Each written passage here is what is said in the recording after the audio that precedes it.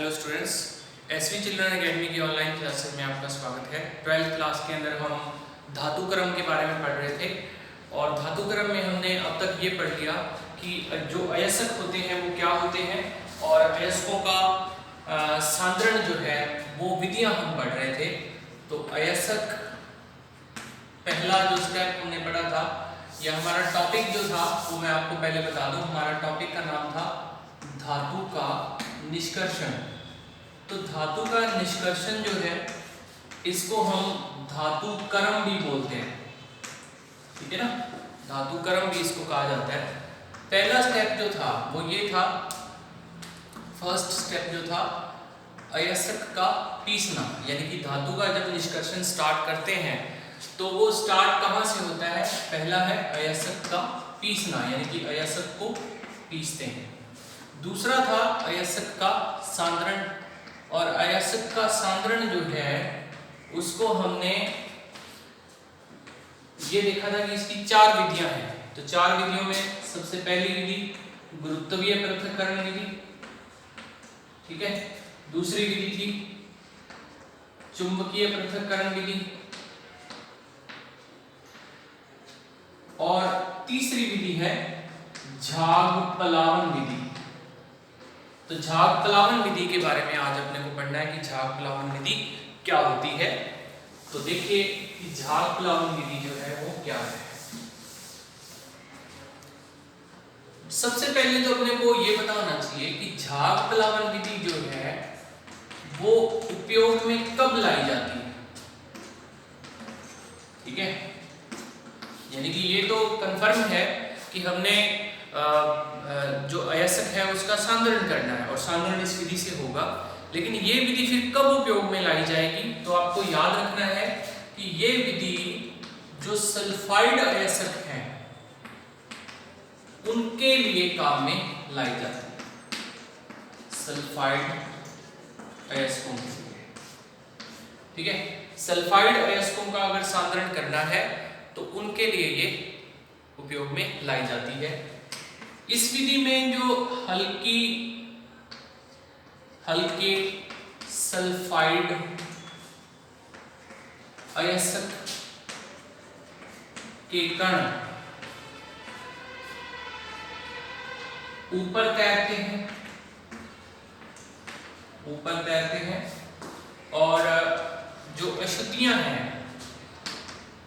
अशुद्धियां केंद्र में बैठ जाती हैं, ठीक है ना। अशुद्धियां पेंदे में बैठ जाती हैं, यानी कि अभी मैं जो डायग्राम बनाऊंगा उसमें आप देखोगे कि जो अयस्क है वो ऊपर तैरेगी क्योंकि वो हल्की है, और अशुद्धियां जो हैं वो पेंदे में बैठ जाएंगी क्योंकि वो भारी है, ठीक है। इसके ऊपर क्वेश्चन आपको ऐसे भी आ सकता है कि सल्फाइड जो झाग पलावन विधि का नामांकित चित्र बनाकर वर्णन करो, और या फिर आपको इसमें क्वेश्चन ये आएगा कि जब झाग पलावन विधि अप्लाई की जाती है तो उस विधि में कौन कौन से रसायन उपयोग में लाए जाते हैं। ऐसे करके आपको 2 तरह के क्वेश्चन इसमें बनते हैं, ठीक है। तो चलिए मैं आपको पहले डायग्राम बना के इस विधि को समझाता हूँ कि ये विधि क्या होती है और कैसे इसको उपयोग में लाया जाता है। चलिए तो देखिए यहाँ पर हमारे पास एक बहुत बड़ा कंटेनर है, और इस कंटेनर में क्या है, पहले जल भर दिया जाता है, ठीक है। इसमें पूरे में ये बहुत बड़ा कंटेनर होता है जिसके अंदर सबसे पहले पानी को भर दिया जाता है। अब इसमें क्या है, यहाँ पर एक इस प्रकार की पाइप लगाई गई है, और ये पाइप जो है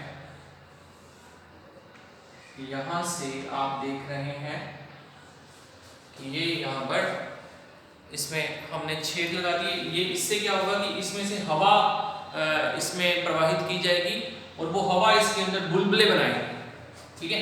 तो यहां हम लिख देते हैं कि यहां से वायु को इसमें भेजा जाता है। इसके अलावा इसके अंदर एक पंखा लगा हुआ है। ये पंखा जो झाग बनेगी उसको ऊपर की ओर लेकर जाएगा। ठीक है, वायु जो है वो झाग बनाएगी और पंखा जो है जब घूमेगा तो इसमें ये इसको मिक्स कर देगा सारे केमिकल और सारा कुछ, और उससे झाग बनेंगे। ठीक है, चलिए तो अब देखिए अब इसमें क्या होगा, इसमें हम अब रसायन इसमें डालेंगे। तो देखिए कौन कौन से रसायन डाले जाते हैं, उसके आधार पर ये क्वेश्चन इसके अंदर बनता है। तो सबसे पहले तो जल डाला हुआ है, जल के अलावा इसके अंदर हमने क्या करा, चूर्णित अयस्क, चूर्णित अयस्क इसमें हमने डाल दिया। ओके, चूर्णित अयस्क डालने के बाद में अब क्या हुआ, अब हम क्या करते हैं, इसके अंदर कुछ रसायन डालते हैं। सबसे पहला देखो रसायन क्या डाला जाएगा, सबसे पहले हम इसमें, क्योंकि हमने इसके अंदर ये झाग प्लावन के दिए तो हमने इसमें झाग पैदा करने हैं, तो झाग पैदा करने वाले जो पदार्थ हैं उनको झाग कारक कहा जाता है। ठीक है, झाग कारक, झाग कारक। ठीक है, तो यहां मैं लिख रहा हूं कि कौन सा केमिकल डाला जाएगा, इनको अपन साइड में लिख देते हैं। सबसे पहले कौन डाला जाएगा, झाग कारक। झाग कारक करेंगे क्या भाई, झाग इस कारक जो है इसके अंदर ज्यादा से ज्यादा झाग पैदा करेंगे। तो कैसे, इसमें उदाहरण आपको याद रखने हैं, चीड़ का तेल, ठीक, इसके अलावा सफेदे का तेल,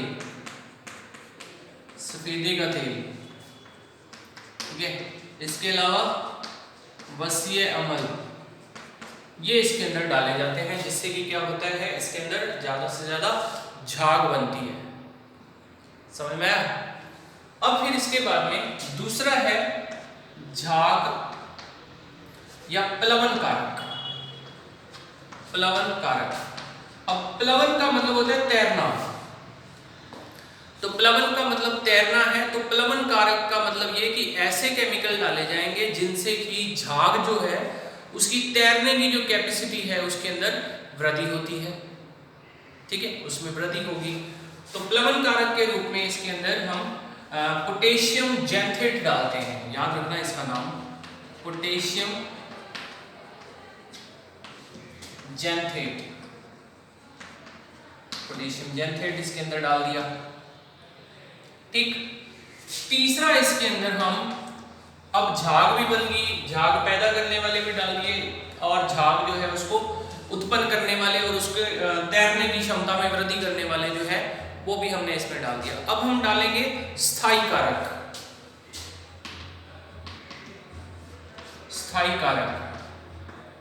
अब स्थायी कारक का काम क्या है, स्थायी कारक इसमें क्या करेगा, जो झाग बनी हुई है उसको ज्यादा देर तक बना के रखेगा, यानी कि उसको झाग को खराब नहीं होने देगा, क्योंकि झाग के अंदर सल्फाइड अयस्क है। ठीक है, तो वो झाग को स्थायी रखने के लिए इसके अंदर क्रिसॉल,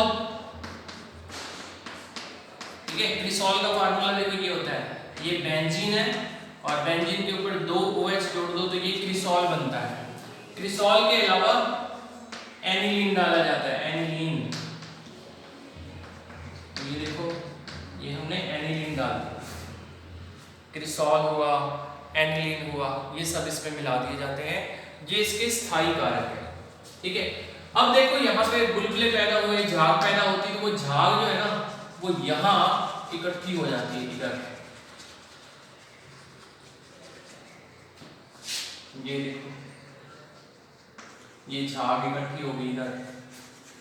तो ये झाग जब बहुत अधिक मात्रा में बन जाती है, अब पूरा का पूरा जो अयस्क है ना वो इसके अंदर चला जाता है, मतलब अयस्क जो था वो हल्का था और हल्का होने की वजह से वो झाग में इकट्ठा हो जाता है।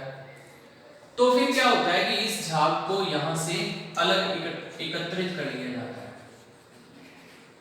ठीक है ना। इस झाग को यहां पर इकट्ठा कर लिया गया और इकट्ठा करने के बाद में यहां इसको इस डब्बे में, इस बर्तन में इकट्ठा कर देते हैं। यहां पर हमारे पास सांद्रित अयस्क एकत्रित हो जाता है। ठीक है, अब कई बार ऐसा होता है कि जो झाग है वो बहुत अधिक मात्रा में बनती है, क्योंकि हमने इसके अंदर इस प्रकार के रसायन बनाए हैं। ये पंखा जब घूमेगा तो ये पूरे को मिक्स कर देगा, मिक्स करेगा तो सारा केमिकल जब मिक्स होंगे तो झाग बहुत अधिक मात्रा में बनती है इसके अंदर। अब कई बार ऐसा होता है कि वो बर्तन से मतलब बिल्कुल ही बाहर आ जाती है और जो है वो अलग अलग साइडों में फैलने लगती है। तो उसको फिर कम करने के लिए क्या करा जाता है, इसके अंदर अवनमक या डिप्रेसर डाल दिए जाते हैं। ठीक है, अवनमक या डिप्रेसर। तो झाग अगर ज्यादा बन रही है और उसको कम करना है तो झाग को कम करने के लिए फिर इसमें अवनमक या डिप्रेसर डाल दिए जाते हैं। अवनमक या डिप्रेसर जो है इनमें रसायन के रूप में सोडियम साइनाइड या सोडियम कार्बोनेट का उपयोग कर लिया जाता है।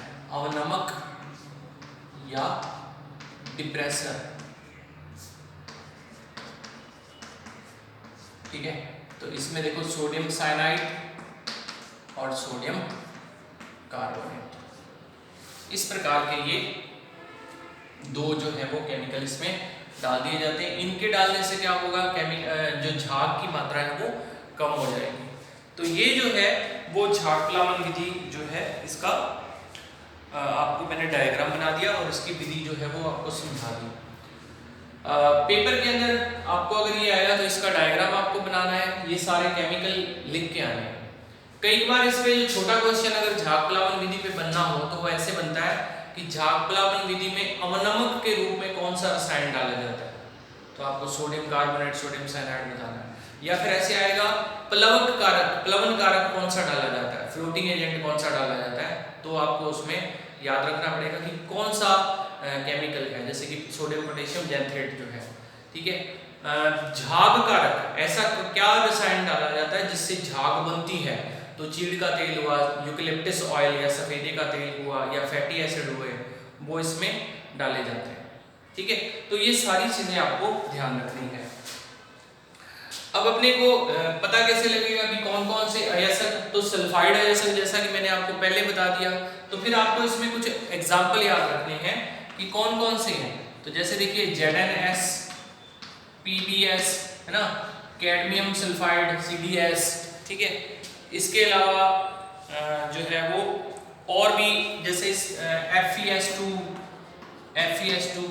CuFeS2, तो ये सल्फाइड अयस्क जितने भी हैं जिनके साथ सल्फाइड लगा हुआ है, ये सारे के सारे जो है वो झाग प्लावन विधि के द्वारा सांद्रित किए जा सकते हैं।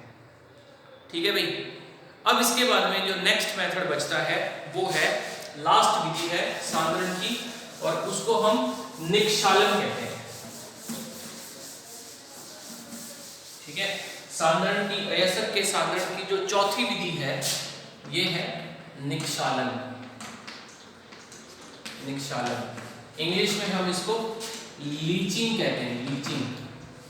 ठीक, अब लीचिंग जो है वो काम कैसे करेगी, क्या होता है, इसको हम रासायनिक पृथक्करण भी कहते हैं, रासायनिक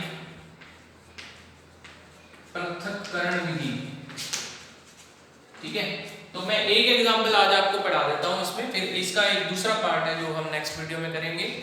तो देखिए रासायनिक पृथक्करण विधि में क्या होता है कि जैसे AgCl है, इसको ये हॉर्न सिल्वर है और इसको हमने क्या करना है, सांद्रण करना है इसका।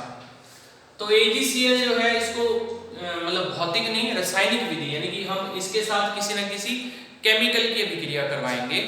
तो सबसे पहले अपन क्या करते हैं, इसके साथ सोडियम साइनाइड की रिएक्शन करा दी हमने। अब सोडियम साइनाइड की जैसी रिएक्शन कराई तो क्या होगा, इधर जाके ये 2Na AgCl2 बना लेगा। ठीक है, ये एक उपसहसंयोजक यौगिक बन जाता है जिसको कि हम कहते हैं sodium dicyano argentate, sodium dicyano argentate. Clear है। अब आगे क्या करेंगे, इस सोडियम डाइसाइनो अर्जेंटेट की रिएक्शन क्या की जाती है, जिंक के साथ करा देते हैं। ठीक, जिंक के साथ जैसे ही इसकी रिएक्शन कराई तो क्या बनेगा, ये जिंक जो है ना वो रिप्लेस कर देगा, जिंक यहाँ आ जाएगा इसकी जगह पर और इसको बाहर कर देगा। तो ये बन जाएगा Na2ZnCl4 प्लस 2Ag, और Ag यहाँ पर ऐसे कहने में इकट्ठा हो जाएगा। तो यानी कि मतलब ये हुआ कि ये Ag यहाँ इकट्ठा होगा, ये Ag यहाँ इकट्ठा हो जाएगा और उस AgCl से ये सांद्रित हो जाएगा। ठीक है, तो निक्षालन या रासायनिक पृथक्करण की जो विधि है इसमें हम सिर्फ ये पढ़ते हैं कि किस केमिकल की रिएक्शन किसके साथ कराई जाए और उस केमिकल रिएक्शन से फिर क्या होता है कि जो अयस्क है उसका सांद्रण कर लिया जाता है। कल के वीडियो में मैं आपको ये सिखाऊंगा कि एल्युमिनियम का जो सांद्रण है, यानी कि एल्युमिनियम का अयस्क होता है बॉक्साइड, और बॉक्साइड का सांद्रण जो है वो कैसे किया जाता है और उससे एल्यूमिना जो है एक बॉक्साइड का शुद्धतम रूप है, उससे सांद्रित अवस्था होती है, उसको कैसे प्राप्त किया जाता है। तो ये भी रासायनिक पृथक्करण विधि का ये एक भाग है जिसको कि हम नेक्स्ट वीडियो में पढ़ेंगे। आज के लिए इतना काफी है। Thank you.